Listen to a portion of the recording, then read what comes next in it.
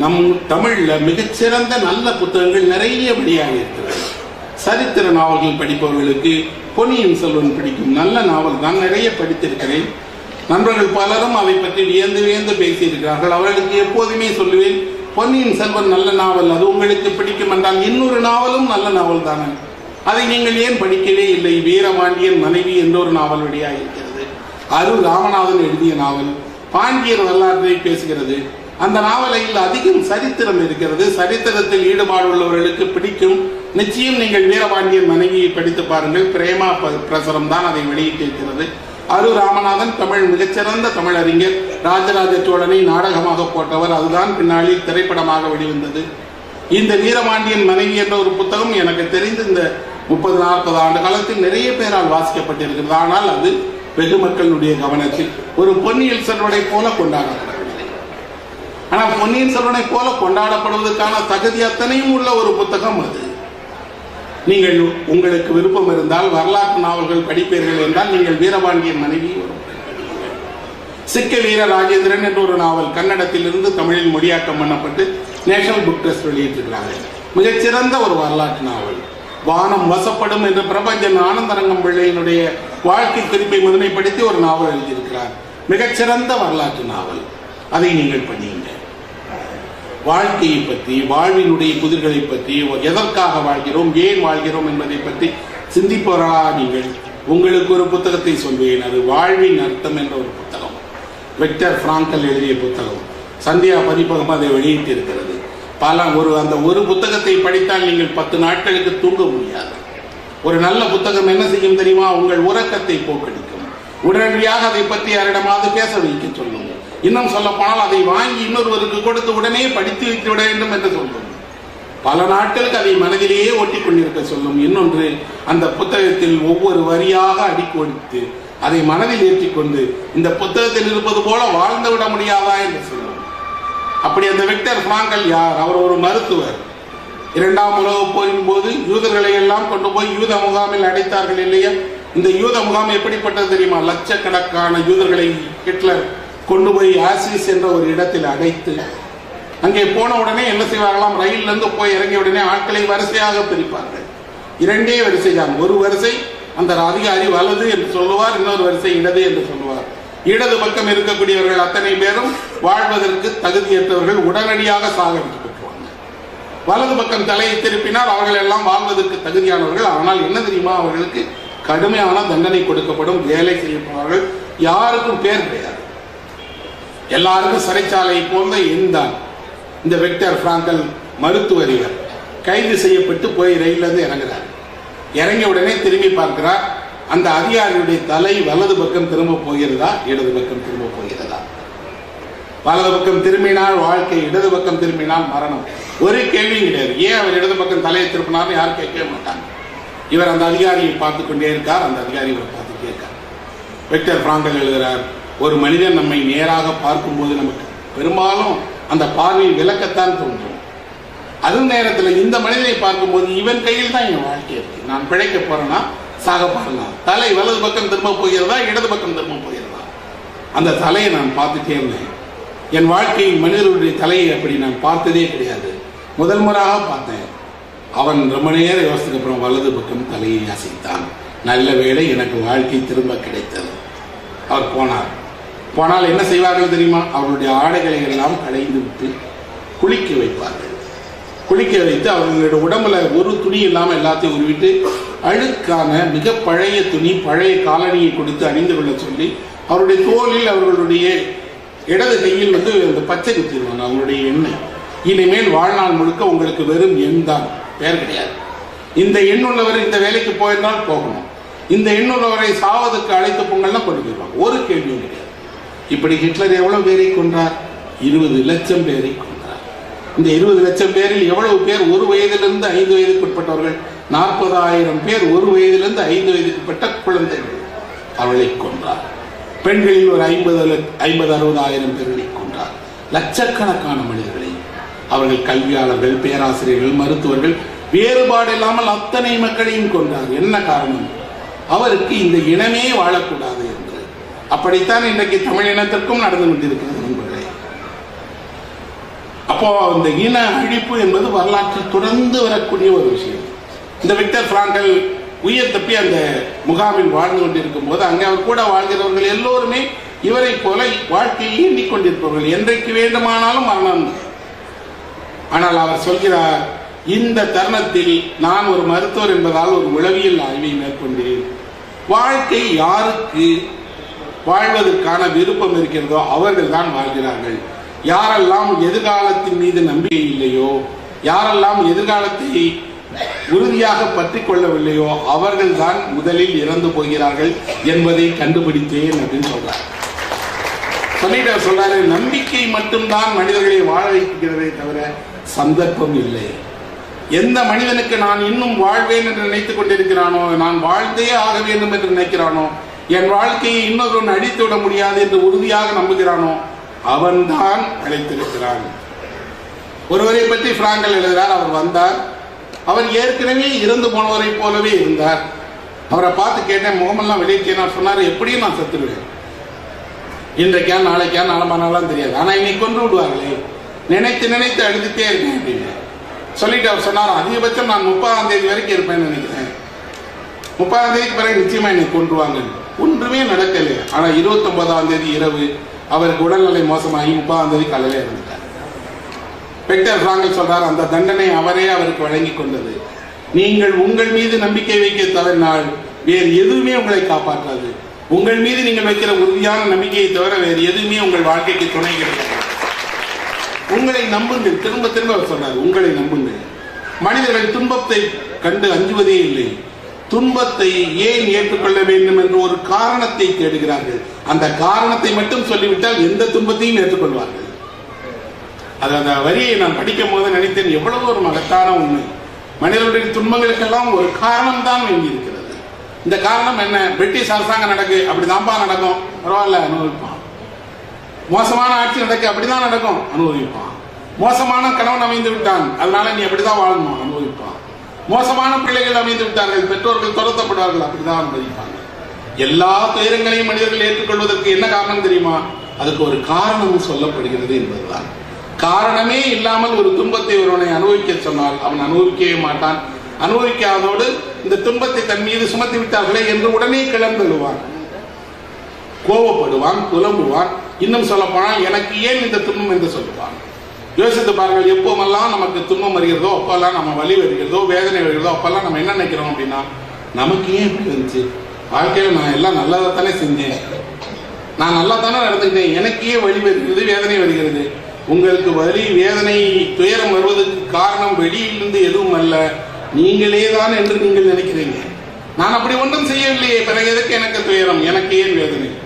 Victor Frankl சொல்றார், இப்படியெல்லாம் மனம் தத்தளிக்கும், மோதும், கஷ்டப்படும். ஆனால் எல்லாவற்றுக்கும் ஒரே ஒரு தீர்வு தான் இருக்கிறது, உறுதியான நம்பிக்கை. அந்த நம்பிக்கை என்ன தெரியுமா? அவர் பிராங்கல் எழுதுறாரு, வெளியே இவரை கைது பண்ணி கூட்டிட்டு வந்தாங்க. இவர் மனைவி என்னன்னு தெரியாது, உயிரோடு இருக்கிறாரா இல்லையா என்று கூட தெரியாது. ஆனால் நான் உறுதியாக நம்பினேன், என் மனைவி வெளியே எனக்காக காத்து கொண்டிருக்கிறார், என்றாவது ஒரு நாள் நான் அவரை போய் சேருவேன், அவரோடு உரையாடுவேன், ஒன்றாக நாங்கள் வாழ்வோம் என்று நான் நம்பிக்கே இருந்தேன். இந்த ஒரு காரணத்துக்காக நான் உயிர் வாழ்வேன்னு நினைச்சேன், வேற ஒண்ணுமே கிடையாது. எனக்காக ஒரு மனைவி இருக்கிறாள், அவளுக்காக நான் போவேன் நம்பிக்கை இருந்தேன். உண்மையில் பார்த்தால் அந்த 1,00,000 பேர் இருந்த முகாமில் என்னை போல மிகச்சிலர் தான் உயிர் வாழ்ந்தோம். ஒருவேளை என் நம்பிக்கை தான் என்னை காப்பாற்றோ சொல்லிட்டு அவர் சொல்றாரு, இந்த மாதிரியான ஒரு இருண்ட மரண முகாமில் ஒரு இசைக்கோ நல்ல கலையோ இலக்கியத்துக்கோ இடமே கிடையாது. ஆனால் ஒரே ஒரு நாள் இரவு திடீர்னு அங்கே ஒரு இசை ஒலிப்பதை கேட்டோம்.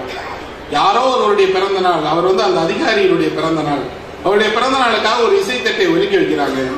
அந்த இசைத்தட்டை எல்லாரும் அந்த அதிகாரிகள் எல்லாம் கூட இருந்து ஆடி பாடி கேட்கும் போது சிறை கொட்டடிக்குள்ள இருக்கக்கூடிய நாங்களும் கேட்டோம். மற்றவர்கள் அதை கேட்டுட்டு அமைதியாக இருந்தாங்க, ஆனால் நான் கண்ணீர் விட்டு அழுதேன். அந்த இசை என்னை துன்பப்படுத்தியது, நான் வாயிட்டு அழுதேன். எல்லாரும் என்ன கேட்டாங்க, ஏன் அழுகிறேன் அந்த இசையா? இல்லை இல்லை, இன்றைக்குத்தான் என் மனைவிக்கும் பிறந்த நாள் என்று சொன்னேன். அந்த இசை அவள் கேட்க வேண்டிய இசை இல்லையா? இதே இசையை நாங்கள் ஒலிக்க விட்டு நாங்கள் எங்கள் சந்தோஷத்தை அனுபவிக்க வேண்டாமா? சொல்லிட்டு அவர் சொல்றாரு, துயரத்திலேயே மிகப்பெரிய துயரம் எது தெரியுமா? உங்களுக்கு விருப்பமானவர்களை பிரிந்து அதை பற்றி நினைத்துக் கொண்டிருப்பதுதான். அப்ப இந்த விக்டர் பிராங்கலுடைய அந்த புத்தகம் முழுவதும் அவருடைய அந்த 2 கொட்டடி வாழ்க்கையை பற்றி பேசுகிறது. கடைசி 30 பக்கம் மட்டும் அவர் ஒரு மருத்துவர் என்பதால் மருத்துவரை போல துல்லியமா சொல்றாரு. இதுதான் வாழ்க்கை, இப்படித்தான் வாழ்க்கை, வாழ்க்கைக்கு என்ன நம்பிக்கை, நம்பிக்கையை எப்படி உருவாக்கணும் என்ன அப்படின்னு. நண்பர்களே, உங்களுக்கு எப்போதாவது இந்த மாதிரி ஒரு மனச்சோர்வு இருந்து நீங்கள் உங்கள் கஷ்டத்தை தீர்க்க முடியவில்லை என்று நினைத்தால் நீங்கள் விக்டர் பிராங்கலை ஒரு முறை படியுங்கள். ஏன்னா நான் நிறைய முறை அதை பரிசோதனை செய்து பார்த்திருக்கிறேன். படித்து முடித்த பிறகு நீங்கள் ஒரு நல்ல குளிச்சுட்டு வந்து உங்களுக்கு எப்படி ஒரு உடல்ல ஒரு புத்துணர்ச்சி கிடைக்குமோ அது போல ஒரு மனம் புத்துணர்ச்சி கிடைக்கும். என்ன தெரியுமா, உங்கள் மனதில் இருந்த கவலைகள் வேதனைகள் எல்லாம் தானே போயிடும். ஒரு புத்தகம் உங்களுக்குள் இப்படி ஒரு பெரிய அகமாற்றத்தை உருவாக்கும், வாழ்வின் மீது பற்றுக்கொள்ள வைக்கும். உண்மையிலேயே பெரிய லட்சியங்களை நீங்கள் உருவாக்கி கொள்ளுங்கள், கனவு காணுங்கள், அந்த லட்சியங்களுக்காக போராடுங்கள். உங்களை பற்றி நீங்கள் ஏன் சுயமாக ரொம்ப குறைவான மதிப்பீடு வச்சிருக்கிறீங்க? இவ்வளவுதானா வாழ்க்கை? இல்லையே. இந்த வாழ்க்கையில் நீங்கள் எதையெல்லாம் அடைய முடியுமோ அத்தனையும் கற்பனை செய்யுங்கள். அதனாலதான் போகுது. கடந்த காலத்தை பற்றியே நினைச்சிட்டு இருக்காதீங்க. எதிர்காலத்தை பற்றி கனவு காணுங்கள், எதிர்காலத்தின் மீது நம்பிக்கை வையுங்கள், எதிர்காலத்தை பற்றி கொள்ளுங்கள் சொல்றாரு. சொல்றாரு, யார் உறுதியாக எதிர்காலத்தை பற்றி இருக்கிறார்களோ அவர்களுக்கு நிகழ்காலத்தில் வீழ்ச்சியே கிடையாது. ஒருவேளை அவர்களுக்கு இடர் வரலாம், ஆனால் அந்த இடர் கடலைப்பட்டு விடும், அதை தாண்டி அவர்கள் வாழ்வார்கள் அப்படின்னு உறுதியாக சொல்றார். அப்ப நமக்கு இது போல ஒரு நம்பிக்கையை தரக்கூடிய படைப்புகள், நம்பிக்கையை தரக்கூடிய இலக்கியங்கள் தேவை. இப்படி நல்ல புத்தகங்கள், நிறைய புத்தகங்கள் வெளியாக இருக்கிறது. இந்த புத்தகங்களை எல்லாம் 1-2 நான் இன்னைக்கு சொன்னேன். இப்படி நிறைய புத்தகங்களை எங்கே போய் தேடி படிப்பது? வீடில்லா புத்தகங்கள் அப்படின்னு நான் ஒரு தொடர் எழுதினேன் ஹிந்துல. இந்த தொடர் இப்போது புத்தகமாக வந்திருக்கிறது. மிகச்சிறந்த 50 புத்தகங்களை நான் அதில் அறிமுகப்படுத்தியிருக்கிறேன். அதை ஹிந்து பதிப்பகம் வெளியிட்டிருக்கிறாங்க. இந்த ஒரு புத்தகத்தை நீங்கள் வாங்கினால் உங்களுக்கு 50 மிகச்சிறந்த புத்தகங்களை அதில் நான் அறிமுகம் பண்ணியிருக்கேன். கதா விலாசம் அப்படின்னு ஒரு புத்தகம் எழுதியிருக்கிறேன். இந்த புத்தகத்தில் தமிழினுடைய நீங்கள் படிக்க விரும்புகிற 50 முக்கியமான எழுத்தாளர்களை அவர்களை ஏன் படிக்க வேண்டும் சொல்லியிருக்கேன். இப்படி நான் சொன்னது போல என்னுடைய மூத்த படைப்பாளர்கள் பலரும் அவர்களுக்கு விருப்பமான சிறந்த புத்தகங்களை அறிமுகம் செய்து கொண்டே இருக்கிறாங்க. பல்வேறு சந்தர்ப்பங்களில் அவருக்கு பிடித்தமான புத்தகத்தை எடுத்து பேசுறாங்க. ஆனால் அது தேடி வாங்கவும், படிக்கவும், பின்பற்றவும், படித்த புத்தகங்களை பகிர்ந்து கொள்ள வேண்டியதும் நம்முடைய வேலைதான். இந்த வேலையை உங்களுக்காக இன்னொருவர் செய்யவே முடியாது. நீங்கள் தான் உங்களுக்கு விருப்பமான புத்தகத்தை படிக்கணும், நீங்க தான் உங்களுக்கு விருப்பமான புத்தகத்தை கொண்டாடணும். ஒரே ஒரு புத்தகத்தை கடைசியாக சொல்லி நேரம் கல்வி உரையை முடிச்சுக்கிறேன். இது குழந்தைகளுக்கான புத்தகம். நேஷனல் புக் ட்ரஸ்ட் போனீங்கன்னா அந்த புத்தகம் இருக்கு, சின்ன புத்தகம், ஆச்சரியம் எனும் கிரகம் அப்படின்னு ஒரு புத்தகம். அதை என்னுடைய பையன் படிப்பதற்காக தான் நான் வாங்கி கொடுத்தேன். ஆனால் அவன் படிப்பதற்கு முன்பாக நான் ஒரு முறை படிக்கலாமே என்று படித்தேன். ஆனால் படித்த பிறகு இந்த புத்தகத்தினுடைய இன்னொரு பிரதி வாங்கி அவனுக்கு கொடுத்துட்டு இதை நானே வச்சுக்கிட்டேன். ஏன்னா எனக்குள்ளும் ஒரு சிறுவன் இருந்துட்டு தானே இருக்கான், நம்ம எல்லோருக்குள்ளும் ஒரு சிறுவன் இருக்கிறாங்க. அந்த சிறுவனுக்கு நாம் இன்னும் படிக்க கொடுத்து கொண்டே தானே இருக்கணும். இந்த புத்தகத்தில் ஒரு கதை இருக்கு, நல்ல கதை, மறக்க முடியாத ஒரு கதை. ஒரு மலை பிரதேசத்தில் நரிகள் நிறைய வாழும். இந்த நரிகளுக்கெல்லாம் பேசக்கூடிய பேச முடியும், அது ஒருவருக்கொருவர் பேசிக்கொள்ளும். அப்படி பேசிக்கொள்ளும் போது இந்த நரிகளுக்கு ஒரு வரம் கிடைத்திருக்கிறது. என்னன்னா, இவர்கள் நினைத்தால் ஒரே ஒரு முறை எந்த உருவத்தை வேணாலும் எடுத்துக்கலாம். அப்படி அவர்களுக்கு ஒரு வரம் கிடைக்கப்பட்ட நரிகள். இந்த நரிகளில் வசிக்கிற பிரதேசத்தில் எப்பவுமே ஒரு பனிமலையினுடைய அடிவாரம் என்பதால் இந்த அடிவாரத்தில் ஒரு பெரிய ரெசார்ட் இருக்கு. அங்கே அந்த விடுதியில் தங்குகிற மனிதர்களை பார்த்துட்டே இருக்கும். இந்த நரியில் ஒரு குட்டி நரி, அந்த நரிக்கு இந்த மனிதர்களை பார்க்கும்போது ஆச்சரியமா இருக்கும், எவ்வளவு இன்பங்களை அனுபவிக்கிறாங்க. காரில் வராங்க, இறங்கி போறாங்க, கூட்டம் கூட்டமாக டான்ஸ் ஆடுறாங்க, நல்ல உணவுகளை சாப்பிட்றாங்க, விதவிதமான வாழ்க்கையை அனுபவிக்கிறார்கள். நாம நரிகளுக்கு என்ன இருக்கு? ஒளிஞ்சு வாழ்றோம், ஒரு இன்பமும் கிடைக்கல. அதிகபட்சம் சாப்பாடை தவிர நமக்கு என்ன இருக்கு? வாழ்க்கையில ஒண்ணுமே கிடைக்கலையே. மனிதனாக பிறந்தால் எவ்வளவு நல்லா இருக்கும், இந்த மனித வாழ்க்கை எவ்வளவு நல்லது அப்படின்னா அது மனிதனாக ஆசைப்படுது. அந்த தாய் நரி சொல்லுது, அப்படிலாம் இல்லை, நாம் நினைப்பது போல் மனிதர்கள் நல்லவர்கள் இல்லை. இவர்களுடைய உடையை பார்த்து, இவருடைய உல்லாசத்தை பார்த்து இவர்களை நம்பிடாத, நீ அந்த வாழ்க்கை உனக்கு வேண்டாம். ஆனா இந்த நரி கேட்க மாட்டேங்குது. இல்லம்மா, நான் வாழ்ந்தால் ஒரு மனிதனாகத்தான் வாழ்வேன், என்ன செய்யலாம் அப்படின்னு வரத்தை பயன்படுத்தி நான் மனிதனாக போறேன். ஐயோ, ஒரு தடவை வரத்தை பயன்படுத்தினேன்னா திரும்பி நீ நரியாக முடியாதே, பரவாயில்ல, மனிதனாகவே இருக்கேன் அப்படின்ட்டு அதை வரத்தை பயன்படுத்தி ஒரு மனிதனாக மாறிட்டு தான் தாயிட்ட சொல்லுது, நான் நகரத்துக்கு போறேன், வேலை தேடிக்கிறேன், ஆனால் உங்களை எல்லாம் பராமரிப்பேன், உங்களுக்கு தேவையான உணவெல்லாம் வாங்கிட்டு வந்து தருவேன் அப்படின்னு. நகரத்துக்கு அந்த நரி வருது. அந்த நரிக்கு படிப்பு தெரியாது, எதுவுமே தெரியாது. திடீர்னு உருவத்தால ஒரு இளைஞனாக மாறிடுச்சு தவிர அதுக்கு என்ன தெரியும்? நகரத்தில் வந்த உடனே அதுக்கு உணவு பசிக்குது, ஒரு கடைக்கு போனால் காசு கேட்குறாங்க. காசு இல்லைன்னு சொன்னா வேலை பாருங்கிறாங்க. வேலை பார்க்கணும்னா படிச்சிருக்கியான்னு கேட்கறாங்க. எதுவுமே தெரியாது. தட்டு தடு மாதிரி கடைசியில ஒரு ஆள்கிட்ட போய் கேட்குது. அந்த ஆள் கேட்கிறாரு, பார்த்தா நல்ல வாட்ட சாட்டமா இருக்கே, என்ன செய்வேன்? எல்லாமே செய்வேன், நல்லா ஓடுவேன், ஆடுவேன், எல்லா வேலைகளையும் செய்வேன் அப்படின்னோடனே அவர் ஒரு கடையில, அது வந்து அலங்கார பொருட்கள் விற்கக்கூடிய கடை, அந்த கடையில ஒரு பணியாளராக வேலை கொடுத்துருந்தாங்க. சம்பளம் கிடைக்குது, நல்ல உடைகள், விரும்பிய உணவெல்லாம் சாப்பிட்டுட்டு அந்த நரி சந்தோஷமா இருக்கு. ஒரு நாள் அந்த கடைக்காரர் சொல்றாரு, நம்ம குடோனுக்கு போ, குடோன்ல இருந்து கொஞ்சம் ஸ்டாக் எடுத்துட்டு வரணும், போய் ஸ்டாக் எடுத்துக்கலான்னு இந்த நரி அனுப்புறாங்க. குடோனுக்கு போனா அந்த குடோன் கதவை திறந்த பிறகுதான் இந்த நரிக்கு தெரியுது அந்த மனிதர் என்ன தொழில் செய்கிறார்னா, விலங்குகளை கொன்று அதனுடைய ஆடைகளை உரித்து இந்த ஆடைகளை விற்பனை செய்யக்கூடியவர். அவருடைய குடோன் முழுவதும் ஏராளமாக எல்லா விலங்குகளினுடைய தோல்களும் இருக்கு. இதை பார்த்த உடனே, ஐயோ, நம்ம முன்னாடி செத்த நிறையெல்லாம் இந்த ஆள் தான் வேட்டையாடிதான், அவன்கிட்டே நம்ம போய் ஒரு பணியாளராக சேர்ந்திருக்கமேன்னு சொல்லிட்டு அது அச்சப்படுது. அந்த ஆள் சொல்றான், உன்னை ஏன் இப்போ இதை பார்க்க சொன்னேன் அப்படின்னா, இதில் நரி தோல்லாம் குறைவா இருக்கு, வேட்டைக்கு போகிறோம், உடனடியாக வேட்டையாடுறோம், வேட்டையாடி கிடைக்கிற மிருகங்களுடைய தோலெல்லாம் கொண்டு வரணும், வாங்க போகலாம் அப்படின்னு. இந்த நரி போகிறது. போனால் அதுக்கு தன்னுடைய தாயை பார்த்துட்டு, ஐயோ அம்மா சொல்லிச்சு அன்னைக்கு வந்து இந்த மனிதர்கள் நம்ம நினைக்கிறது போல நல்லவங்க இல்லை, ஆனால் என்ன செய்ய, இந்த வேலையை இந்த உருவத்தை ஏற்றுட்டோம், இந்த உருவத்துக்கு ஏற்றுக்கிட்டா இவங்க வாழ்க்கையை தானே வாழணும்னு துப்பாக்கி எடுக்குது. எல்லாரும் சுடுங்கிறாங்க. வேற வழியே இல்லாமல் அந்த நரி தன்னுடைய தாயையே சுடு. அது ஒரு வயதான நரி. அதை சுட்ட உடனே பெரிய தோல். கடைக்காரன் சந்தோஷப்படுறான். இந்த பையன் வேலைக்கு சேர்ந்த உடனே எவ்வளோ பெரிய நரியை கொண்டுட்டான், இவனுக்கு சிறப்பு ஊதியம் கொடுக்கணும், சிறப்பான மது வகைகளை கொடுக்கணும்னு கொடுத்து அவனை ஊதியம் எல்லாம் கொடுத்து கொண்டாட சொல்லிட்டு, இந்த நரி தோலில் ஒரு மிகப்பெரிய மேலாடையை செய்வோம், இதை பெரிய விலைக்கு வித்துடலாம் அப்படின்னு. அப்போ எல்லாரும் போயிடுறாங்க. விருந்தெல்லாம் முடிஞ்ச உடனே இந்த நரி மலை மேல போய் நின்று சொல்லுது, மனிதனாக மாறினால் இரக்கமே இல்லாமல் சொன்ன வேலையை மட்டும் செய்து கொண்டு, இட்ட வேலையை மட்டும் செய்து கொண்டு சொந்த தாயை கொல்லணும் அப்படின்னா இது என்ன வாழ்க்கை? இப்படி ஒரு வாழ்க்கை வாழ்வதற்காக நான் மனுஷனா மாறினேன், வேண்டாமே, நான் இப்ப கொண்டுட்டேன், இந்த பாவத்தை போய்க் கொள்வதற்காக என்ன செய்ய போறேன்னா, நான் ஒரு நரிதான் இந்த மனிதர்களுக்கு தெரியட்டுமேன்னு ஊழையிடுறேன். அது ஊழையிடுது. கீழே இருந்தவர்கள்லாம் சொல்றாங்க, பாவம் இந்த பையன் மனநலை தவறிடுச்சு, குடிச்சான் இல்லையா, அதில் மனநலை தவறி போய் ஒரு மலை மேல நின்று கத்திக்கிட்டே இருக்காங்க. இந்த எழுத்தாளர் கடைசியா சொல்றாரு, இப்ப கூட நீங்க அந்த மலைக்கு போனால் அந்த விடுபட்டு போன நரியினுடைய சத்தத்தை கேட்டுக்கிட்டே இருக்கலாம். அந்த நரியினுடைய சத்தம் எதை நிறைவேற்றுகிறது தெரியுமா? நீங்கள் உங்கள் தாயை மறந்து விடாதீர்கள், அந்த தாய்க்கு இப்படி ஒரு விஷயத்தை சரியாக அதை நினைவூட்டி கொண்டே இருக்கிறது. ஒரு சின்ன கதை தான், ஏதோ ஒரு ஜப்பானிய குழந்தைக்கு சொல்லப்படக்கூடிய கதை. ஆனா அந்த கதையை நம்ம படிக்கும் போது நம்ம வாழ்க்கையில, நம்ம சொந்தத்துல, நம்ம ஊர்ல நம்ம கேட்ட கதையை, நம்முடைய சொந்த தாயை, நம்முடைய துயரத்தை, இன்னும் சொல்ல போனால் அப்படி ஒரு நரி நமக்குள்ளும் இருக்கிறது. தந்திரமாக நாம் எப்படியோ செயல்படுறோம். அப்படிலாம் நமக்குள்ள இருந்த நரியெல்லாம் போயிடல. அப்படி ஒரு நரி நமக்கும் இருக்கிறது. ஆனால் அந்த நரி நமக்குள் முழித்துக் கொள்ளவே இல்லை. அது முழிச்சுக்கிற நேரம் நம்மளுடைய மனசாட்சி அதை அடக்கிறது. அப்ப இந்த கதை நிறைய கேள்வி கேட்கிறது. ஒரு நல்ல இலக்கியம், நல்ல புத்தகம் உங்கள் வாழ்க்கையில் இது போல எப்போதுமே துணை செய்யும், உங்களை வழிநடத்தும். அது ஒரு வெளிச்சம். அந்த வெளிச்சம் உங்களுக்கு எப்பெல்லாம் மனவேதனைப்படுதோ அப்பெல்லாம் உங்களுக்கு வழி நடத்தும், நம்பிக்கை கொள்ள வைக்கும்.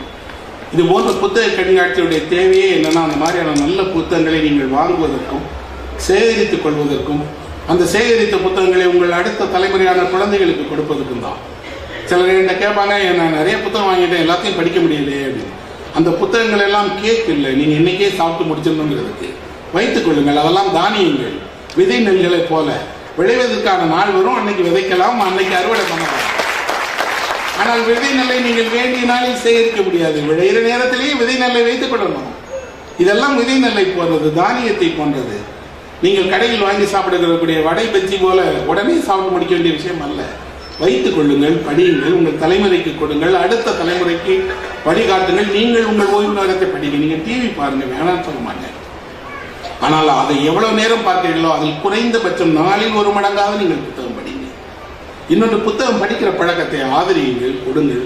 உங்களுடைய நண்பர்களுக்கு புத்தகங்களை பரிசாக கொடுங்க. உங்கள் நண்பர்களை புத்தகங்களை படிக்க வைங்க. குழந்தைகளுக்கு புத்தகம் படித்து காட்டுங்க.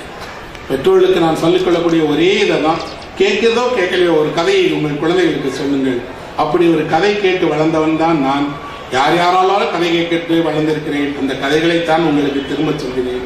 இந்த நல்ல வாய்ப்பு அதற்கான ஒரு வாய்ப்பாக எடுத்துக்கொண்டு நான் படித்த புத்தகங்களை உங்களுக்கு பகிர்ந்து கொண்டதற்காக நன்றி தெரிவித்துக் கொள்கிறேன்.